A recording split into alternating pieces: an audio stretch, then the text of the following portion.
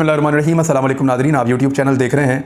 मैं इमरान खान हूँ। आज का दिन एक और अहम दिन है क्योंकि वफाकी हुकूमत ने या वज़ीर-ए-आज़म पाकिस्तान ने कौमी सलामती कमेटी के इजलास की सदारत करनी है।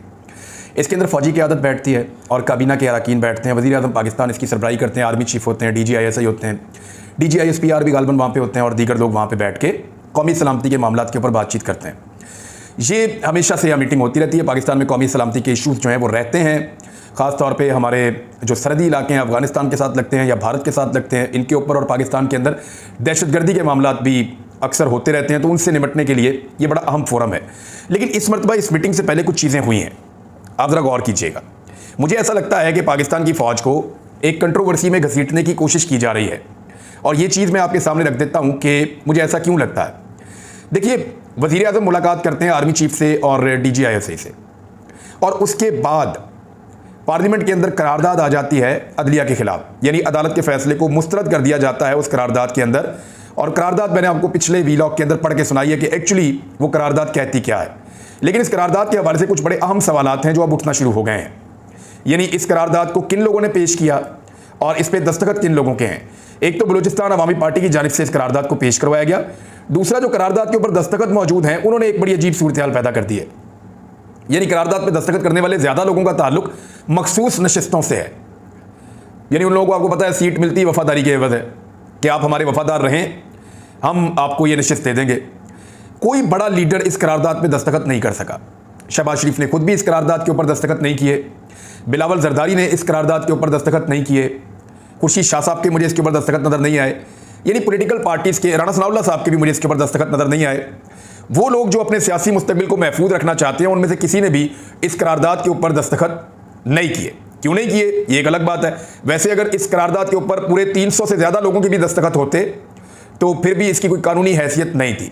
उसकी वजह यह है कि सुप्रीम कोर्ट ऑफ पाकिस्तान का फैसला है, उसके ऊपर हुकूमत की जिम्मेदारी है कि अमल दरामद करे।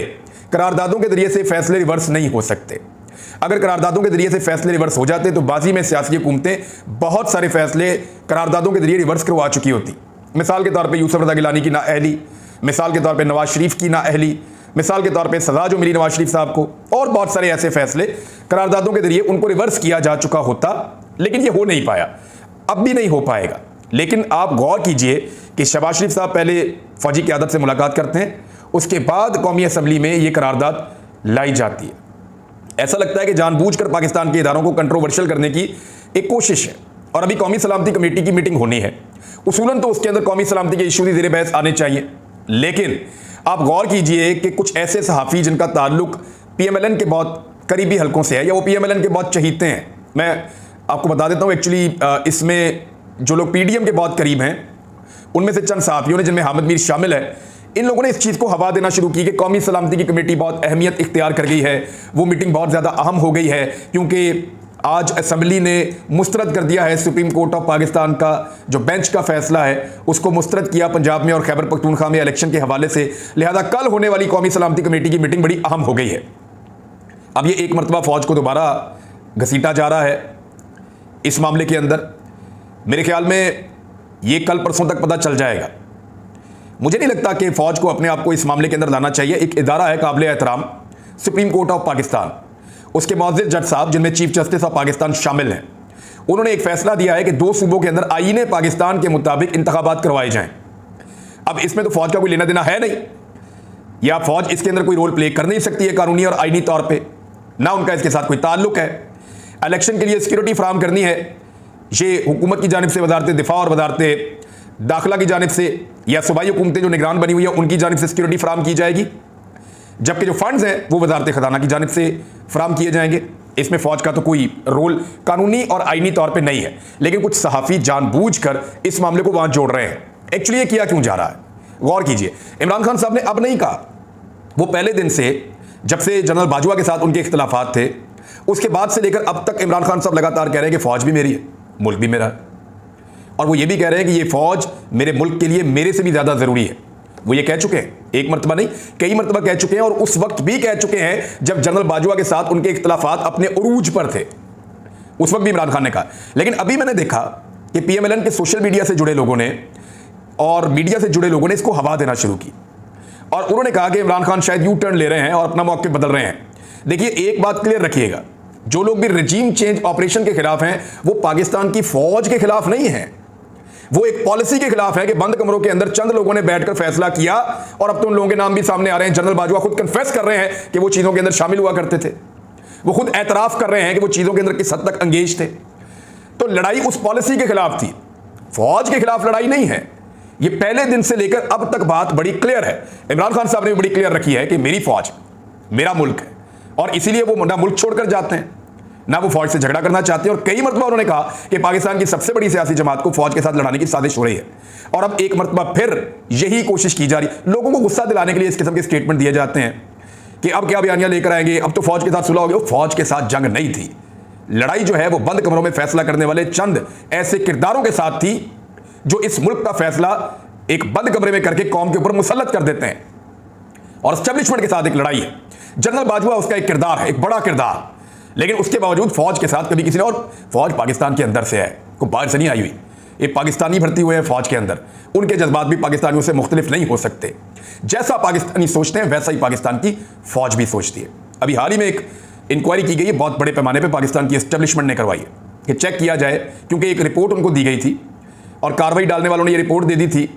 आला तरीन सतह पे ताकतवर लोगों को ये रिपोर्ट पहुंचा दी गई थी कि जनाब ये जो बयानियां बनता है ना सोशल मीडिया के ऊपर और ट्रेंड बनते हैं, ये कंट्रोल किए जाते हैं, और ये जमान पार्क से इमरान खान साहब कंट्रोल करते हैं। इस पे एक दूसरी सिमत से इंक्वायरी करवाई गई, बंदे भी उठाए गए, और मैंने जब बंदों से बातचीत की तो मारा कुटा नहीं गया, लेकिन हर तरह की तसल्ली की गई है, पॉलीग्राफिक टेस्ट तक किए गए बंदों के, और उसके बाद नतीजा ये निकला कि ये सारा ऑर्गेनिक था, ये लोगों के अपने गिले और शिकवे हैं। तो मुझे अच्छी तरह याद है जब जनरल आसिफ गफूर साहब एक हाइब्रिड वॉरफेयर की बात करते थे तो उन्होंने कितना पैसा खर्च किया था, उन्होंने कितना पैसा लगाया था लोगों को, जिसके साथ उन्होंने ये प्रोपेगेंडा का जवाब देना शुरू किया, या भारतीय लॉबी को, पीटीएम की लॉबी को, या दीगर मुखालिफिन को जवाब देने के लिए। जनरल आसिफ गफूर साहब से पूछ लीजिए उन्होंने कितना पैसा खर्च किया था। 1 रुपया खर्च नहीं होता। आपका मकसद ठीक हो, आपकी कौम आपके साथ खड़ी हो जाती है। जब भी कभी आप पाकिस्तान की बात करेंगे पूरी कौम आपके साथ खड़ी हो जाएगी, लेकिन जिस वक्त कौम को यह लगता है कि कोई एक फैसला या कोई एक चीज इस मुल्क में गलत हो रही है तो वो अपना नैरेटिव उसके ऊपर बनाती है, और ये ऑर्गेनिक होता है। लीडर तो लीड करने के लिए होते हैं, बाकी तो पब्लिक की अपनी समझ बूझ और शऊर है, और पाकिस्तानी अल्हम्दुलिल्लाह शऊर वाले लोग हैं। अब ये जो मीटिंग है जो होने जा रही है, इसके बारे में एक तासुर बनाने की कोशिश की जा रही है। इसी तरह जस्टिस काजी फायज ईसा साहब के लिए भी मुश्किलात पैदा की जा रही हैं। काजी फायज ईसा साहब पाकिस्तान की तारीख के वो पहले जज हैं जो चीफ जस्टिस ऑफ पाकिस्तान बनने से पहले मुतनाज़े बनाए जा रहे हैं एक पॉलिटिकल पार्टी की जानिब से। यानी हर जगह पे मरियम नवाज उनका नाम लेती हैं, हर जगह पे पीएमएलएन के लोग चीख चीख कर उनका नाम लेते हैं, जस्टिस काजी फायज ईसा साहब का, और उन्हें लगातार मुतनाज़े बनाने का अमल जारी है। काजी फायज ईसा साहब को चाहिए कि वो बुलाकर इनको बाउंड करें कि मुझे पॉलिटिसाइज ना किया जाए, क्योंकि एक जज चीफ जस्टिस ऑफ पाकिस्तान बनने से पहले एक पॉलिटिकल पार्टी उन्हें मुकम्मल तौर पे पॉलिटिसाइज कर रही है, और इसका मौका उन्हें ज़्यादा देर तक नहीं देना चाहिए, क्योंकि ये बड़ा अहम मुकाम है, बड़ा अहम ओहदा है, और इसके ऊपर बैठे हुए लोगों को कंट्रोवर्शियल नहीं बनाना चाहिए। वज़ीर आज़म ने सुप्रीम कोर्ट से कहा है कि अपने फैसले के ऊपर नज़रसानी करें, लेकिन अब फैसला तो बड़ा क्लियरली आया है, ना सिर्फ क्लियरली आया है बल्कि तमाम उससे जुड़ी हुई चीज़ों पर भी बाउंड कर दिया है सुप्रीम कोर्ट ऑफ पाकिस्तान ने। अब बाकी रह गए हैं 3 दिन, आज 7 तारीख है जब आप ये वीडियो सुन रहे हैं।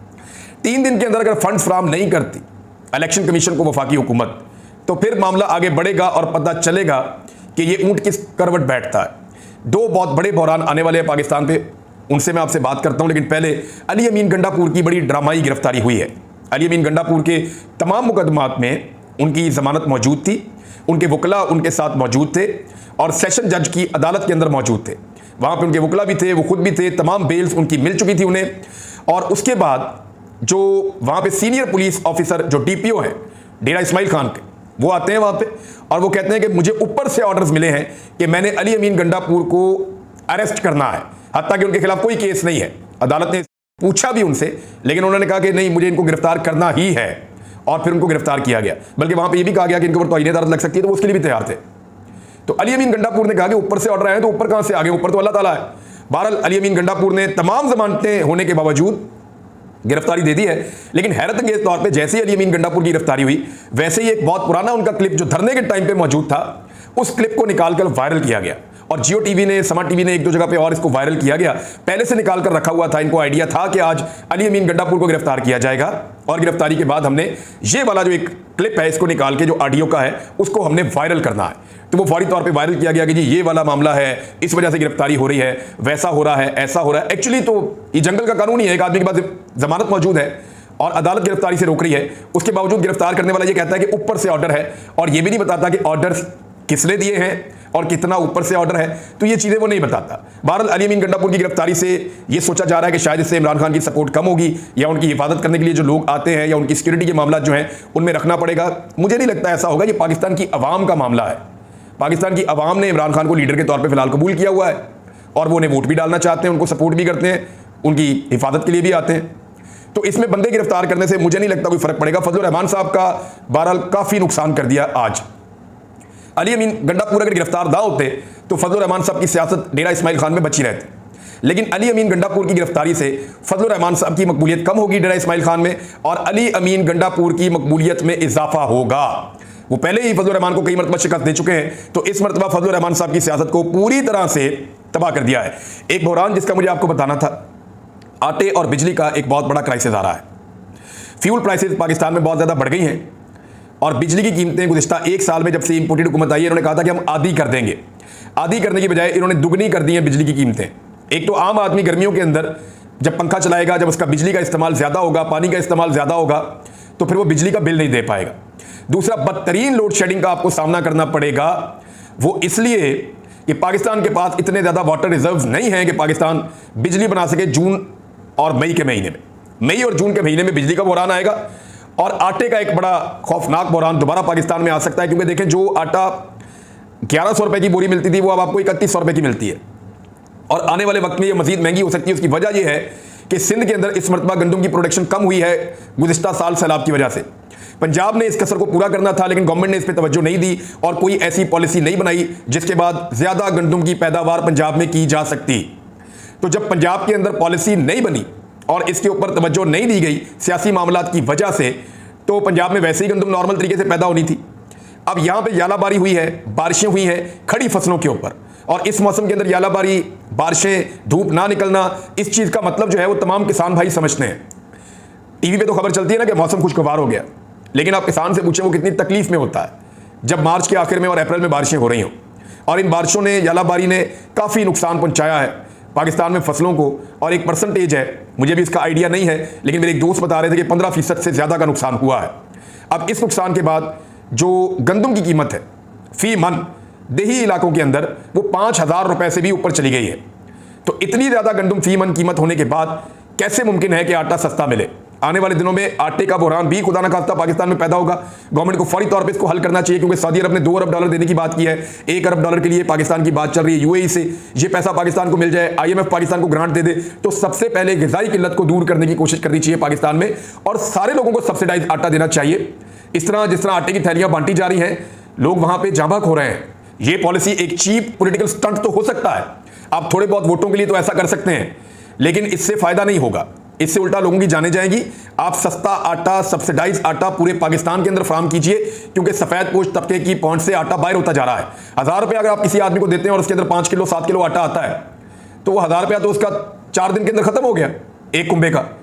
तो ये भी अब कोई सपोर्ट रही नहीं। इलेक्शन कमीशन ने नाज़रीन ज़ाब्ता इखलाक जारी कर दिया इलेक्शन के हवाले से, जबकि राणा सनाउल्लाह साहब का ये कहना है कि गदर मच जाएगा पंजाब में इलेक्शन वाले दिन। ये उनकी ख्वाहिश हो सकती है, लेकिन उम्मीद है कि वज़ीर दाखिला को ऐसी बात नहीं करनी चाहिए। इलेक्शन साफ और शफाफ होना चाहिए। इंडिया के अंदर इलेक्शन फेजेस के अंदर होता है, दुनिया के कई मुल्कों में फेजेस में इलेक्शन होता है। पाकिस्तान की 22 करोड़ की आबादी है, 23 करोड़ की आबादी है। अगर यहाँ पे भी फेजेस में इलेक्शन हो तो कोई प्रॉब्लम होनी नहीं चाहिए, लेकिन इलेक्शन ज़रूर होना चाहिए। एक खबर मैं आपको जाते जाते दे दूँ कि इसहाक डार साहब ने कहा कि जितने लोग दरखास्तें जमा करवाएंगे हज के लिए, उन तमाम को हज पे भेजा जाएगा। उसकी वजह ये नहीं है कि गवर्नमेंट कोई बहुत अच्छी पॉलिसी लेकर आई है। हज को इतना महंगा कर दिया है और पाकिस्तान में महंगाई इतनी ज़्यादा बढ़ गई है कि हुकूमत के पास 90,000 का कोटा है और दरखास्तें ही मौसूल नहीं हुई। हज़ारों दरखास्तें अभी तक कम मौसूल हुई हैं, वो 72,000 कह रहे हैं कि दरखास्तें मौसूल हुई हैं। तो अभी भी अगर मज़ीद लोग अपनी दरखास्तें जमा कराएंगे तो वो भी हज पे जा सकते हैं। ऐसा पाकिस्तान की तारीख में पहली मरतबा हुआ है, और ये भी इंपोर्टेड हुकूमत का एक कारनामा है। अब तक के लिए इतने, अपना ख्याल रखिएगा, अपने चैनल का भी। अल्लाह हाफ़िज़।